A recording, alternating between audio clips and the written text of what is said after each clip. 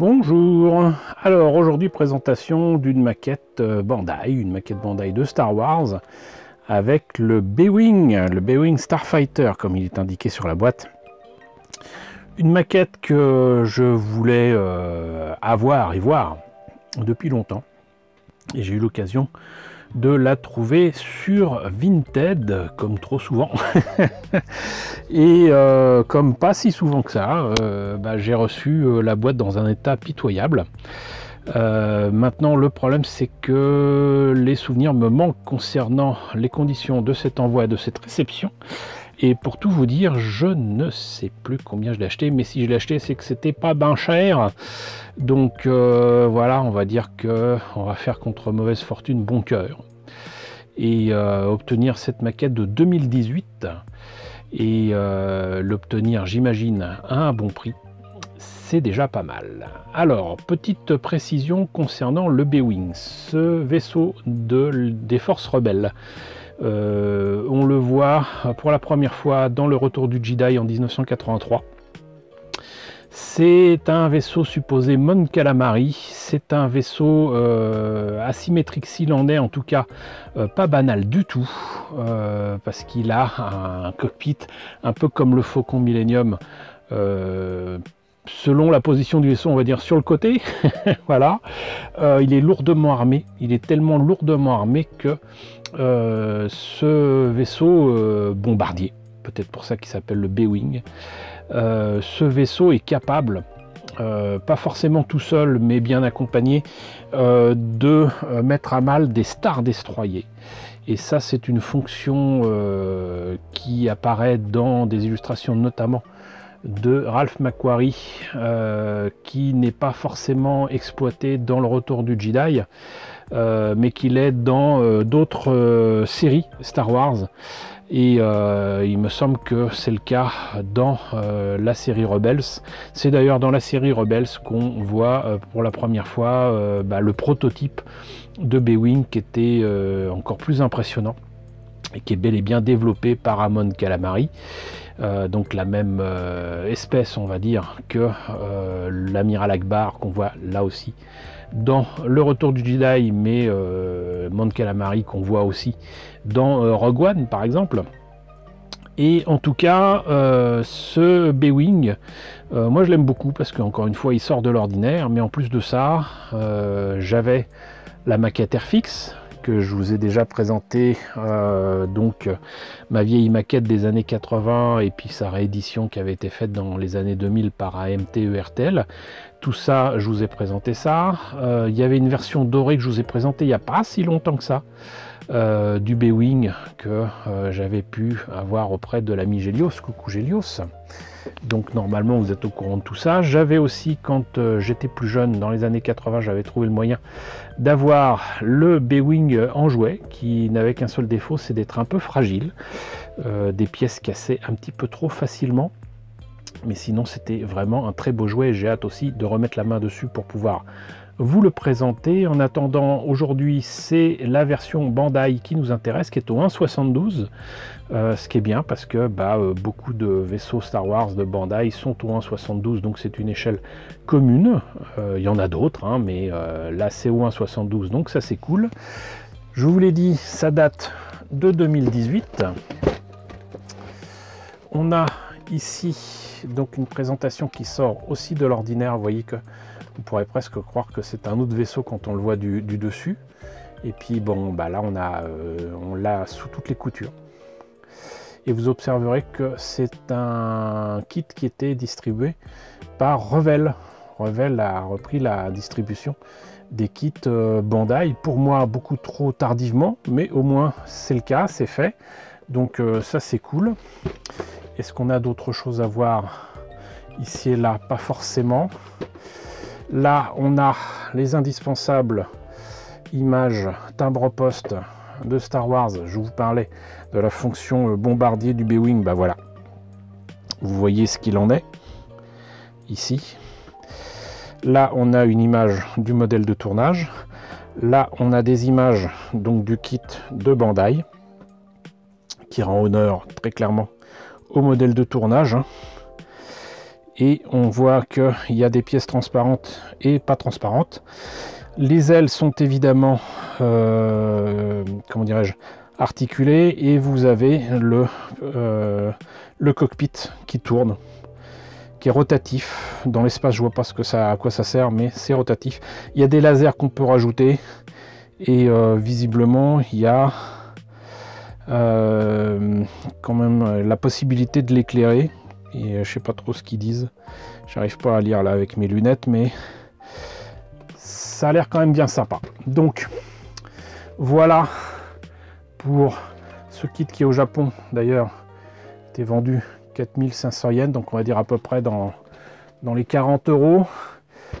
Mais je pense que ce que vous voulez maintenant, c'est voir ce qu'il y a dans les boîtes. Et comme c'est dans la boîte, on va commencer par la notice quand même, hein.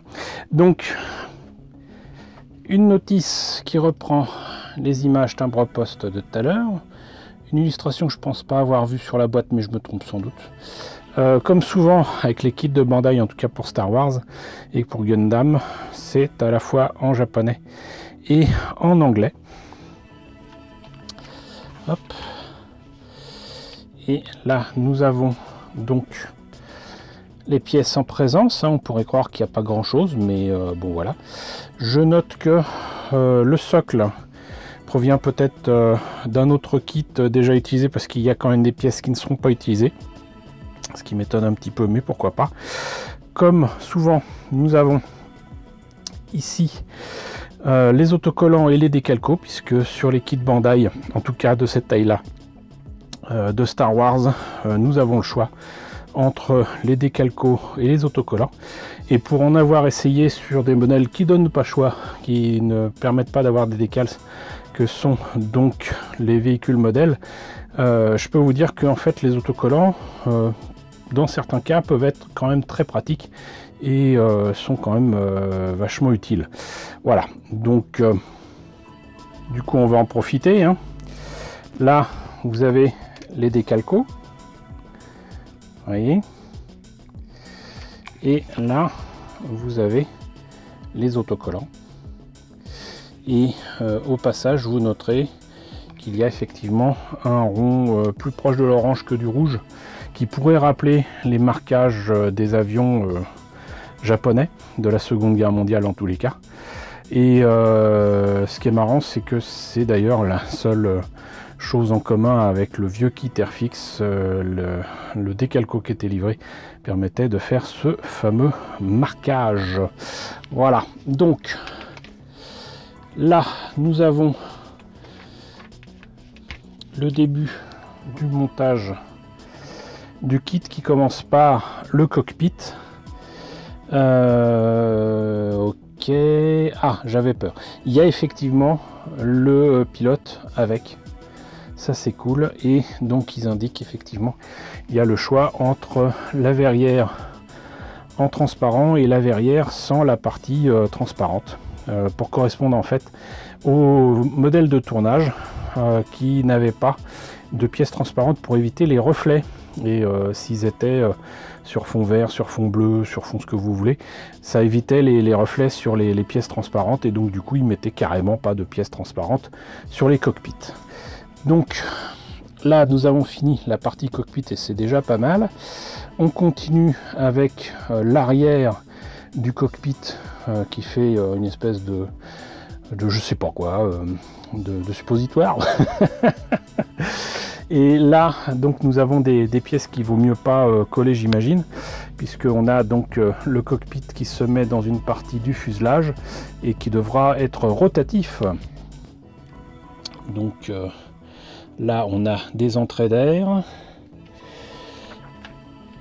des espèces de réservoirs, moi j'appelle ça des réservoirs, une partie du moteur et donc du coup les tuyères pour l'arrière donc du B-Wing, des pièces pour tenir tout ça visiblement. Ensuite on attaque les ailes, voilà, avec deux petits ailerons et une grande aile qui se terminera par donc du coup aussi des armes, des canons.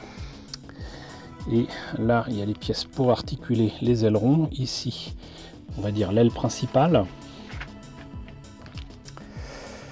Ensuite, on s'attaque à d'autres armes du bout des ailes. Ici, donc apparemment, on a quand même terminé tout ça avec les canons des ailerons. Et enfin, le support qui est transparent. Ça se voit pas là, mais je l'ai vu tout à l'heure, j'ai triché. Qui est transparent et qui permet certainement de mettre le B-Wing sous différentes configurations, ce qui est quand même assez sympa. Et donc d'ultimes pièces détail qui tue, comme je les appelle, avec des petits lasers qui sortent des canons. Voilà, et donc ça ferait ceci au final, ce qui est quand même assez sympathique. Maintenant, on va passer aux pièces. Alors, il est toujours utile de repréciser cela avec les kits Bandai. Les kits Bandai récents, en tous les cas pour Gundam, pour Star Wars et peut-être beaucoup d'autres licences, proposent des pièces qui sont déjà dans les couleurs qu'il faut pour représenter le kit fini, ce qui fait que en fait à quelques détails près qui sont représentés par quelques panneaux visiblement sur les planches de décalco et d'autocollants que je vous ai présenté, tout est déjà présent avec la bonne teinte et c'est tout à fait visible ici avec des pièces qui pourraient être blanches, qui pourraient être beige, mais en fait c'est un blanc cassé qui est exactement comme celui du vrai B-Wing. On a par contre effectivement le pilote à peindre. On observera que, et j'espère que ça se voit bien sur l'écran, qu'il y a des détails de fou qui ne demandent qu'à être comment dirais-je, mis en exergue grâce à un petit jus. Hein, là peut-être plutôt marron que noir, à vous de voir, mais il y a des détails de fou. Ici aussi, on reconnaît là d'ailleurs bien des choses qui pourraient être prises d'avions modernes et moins modernes. Hein, sauf qu'il y a des détails qui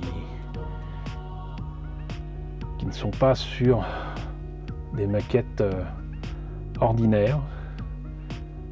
Et là je vois bien des ailes d'avions de la Seconde Guerre mondiale. On y ajoute quelques lignes tracées, quelques panneaux rajoutés, et ça peut le faire. Un jour je m'essaierai justement à faire un B-Wing fait maison, un kit bash. Ça traîne dans ma tête depuis très longtemps. Et là par exemple nous avons une grappe à la Bandai, coucou Christophe, qui contient des pièces transparentes, ici avec le cockpit en transparent, ici la verrière du cockpit sans pièces transparentes, et donc ça fait une belle pièce creuse quoi. Des détails qu'on appréciera aussi pour les panneaux qu'il y a dans le cockpit quoi. Mais même les armes sont très fines. Là on a une autre couleur pour les tuyères. Ici vous voyez pour les canons je vais dire principaux, quelques antennes j'imagine. Et là donc je parlais tout à l'heure de pièces de bonne couleur.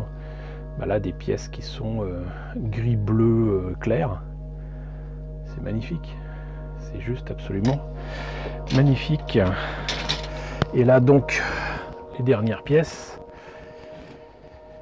des pièces qui tiennent certainement l'ensemble et notamment autour du cockpit. Là une partie des tuyères et des moteurs, deux grappes identiques, les petits lasers qui permettent de rendre ce kit inoubliable, et on termine sur le socle avec beaucoup de pièces qui ne sont pas utilisées mais qui indiquent dessus Star Wars.